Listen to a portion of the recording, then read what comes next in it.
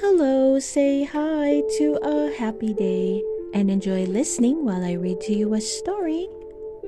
The Berenstain Bears and Too Much Car Trip. It was just about vacation time for the bear family. Brother and sister bear knew where they wanted to go on vacation. Brother's choice was Great Grizzly Land. Cousin Fred's been there twice, he said. He says it has all the biggest, steepest, fastest rides. Sister had a different idea. She wanted to go to Wildwater Kingdom. Lizzie went there last year and she says it's awesome. It's got a white water ride where everybody has to wear a bathing suit. It's got a pool that makes a huge wave, a corkscrew water slide, and I'm sure those places are fun, interrupted Papa Bear. But we're going on a different sort of vacation this year. Oh, where are we going? Said Brother. We're going on a car trip, said Papa. As a matter of fact, I'm planning it right now on this road map.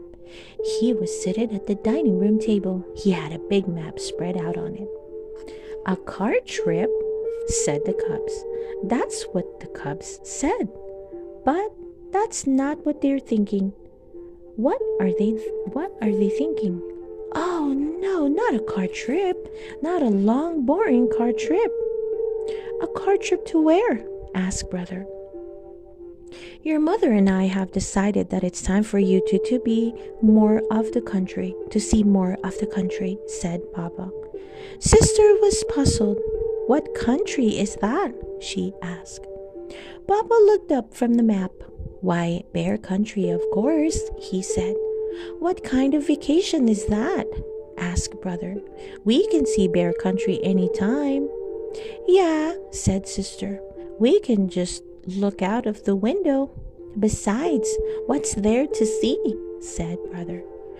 There's a lot of great deals to see, and a great deal more to appreciate. So why don't you just sit there beside me and I'll show you where we're going on this map, said Papa. They climbed up on chairs beside Papa and looked at the map. It didn't look like much of a vacation to the Cubs. It looked like just what it was, a big, boring map. Well, what do you two think of our vacation plan? Asked Mama Bear, coming into the room with baby Honey. Is Honey coming with us on this car trip? Asked Sister. Goodness, no. She's not old enough to appreciate a trip like this. I've arranged her for Honey to stay with Gramps and Gran while we're away. Lucky Honey, thought the Cubs. She gets to have fun with Gramps and Gran while we have to go on a long, boring car trip.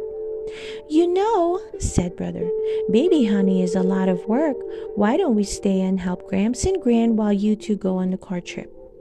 Mama and Papa didn't think that was such a good idea. They packed up and left early the next morning. After saying their goodbyes to baby Honey, Gramps and Gran, they headed for the open road. Mama knew how the Cubs felt, so she brought along things for them to do during the trip. She brought crayons, a book of maces, and some board games.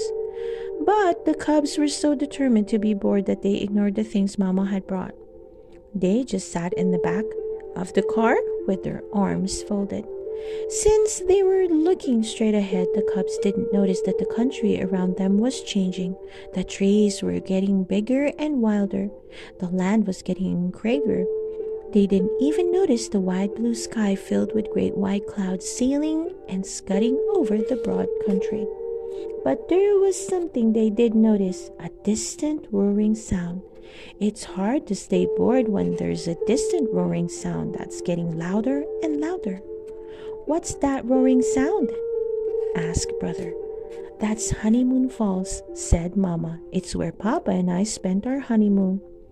Just then, they turned a corner and there it was.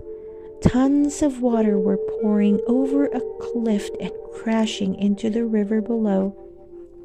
Brother and Sister forgot all about being bored and said, Wow, wow. They parked the car and went to Honeymoon Point overlooking the falls. They had to rent slickers to keep from getting drenched. I bet they don't have anything like this at Wildwater Kingdom, shouted Sister over the roar. There's something I don't quite understand, Mama, she added, as they headed back to the car. If you were here on your honeymoon, how come I don't remember it? Mama and Papa just looked at each other as Brother whispered, We weren't even born yet, silly. That gave Sister something to think about on the next leg of their car trip. Hey, look, shouted Brother. Soldiers fighting. They're shooting at each other. Nothing to worry about, son, said Papa. They're just shooting blanks. They're reenactors. Huh? What's reenactors? Asked Brother. They're folks that act out important things what happened a long time ago. What are they reenacting? Asked Sister. Papa looked at the map. I'd say it's the Battle of Beetle Creek. See that stream? That's Beetle Creek.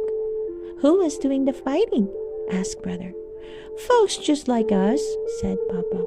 What were they fighting about? Asked Sister. You know, countries don't just happen, said Papa. Folks have to make them happen, and sometimes there's trouble. That's what the reenactors want us to think about. Sometimes you can learn from the past and do a better job in the future. Look over there behind that low wall. The cubs looked. See those stones? Asked Papa. They marked the graves of the soldiers who fell in the battle. Brother started to say, Wow! But nothing came out. Sister took hold of Mama's hands and leaned against her. Back on the road, they went uphill for a long time. They passed a sign that said elevation 7,610 feet. What's that sign mean? Asked Brother. We're in the Great Grizzly Mountains. That's how high we are, said Mama. That's when they turned a corner and found themselves looking down the steepest, narrowest, widest road they had ever seen. The wind rushed past as they plunged down the mountain. Phew, said Brother when they got to the bottom. I bet they don't have anything like that at Great Grizzly Land. That's a pretty safe bet, said Papa. They passed a sign that now said, Entering Bear Country National Park, home of Mount Grismore. What's a national park, Mama? Asked Sister. It's a park that belongs to the whole country, said Mama. What's Mount Grismore? Asked Brother. It's a very special mountain, said Papa. What's so special about it? Asked Sister. You'll see in a minute, dear, said Mama. Mount Grismore came into view as they came out of a clump of trees, and it really was special. It had 3 enormous faces carved into its side. Who are they? Asked Brother from the observation area. They're some of the great heroes of Bear Country history, said Papa. Their faces are carved in the mountain so we won't forget them. Brother and Sister looked up at the great faces. A picture came into Brother Bear's mind's eye. It showed the 3 historic faces, but there was another one too. It was the face of Brother Bear. A penny for your thoughts, son, said Papa. I was just thinking how this trip is a lot different from what I expected, he said. Of course, there was a lot more that happened during the Bear family's car trip. There were spilled drinks, bathroom stops, sticky lollipops, souvenir stops, motel stops, and all the other things that usually go with car trips. But that's not what the Cubs remembered. What they remembered was the big sky, the great falls, the mighty mountains, the little graveyard at Beetle Creek, and the heroes of Bear Country's histories in the side of a mountain. Baby Honey Bear was asleep when they picked her up at Gramps' and Grant's and headed home. You know something, Papa? Said Brother as they climbed the steps of the treehouse.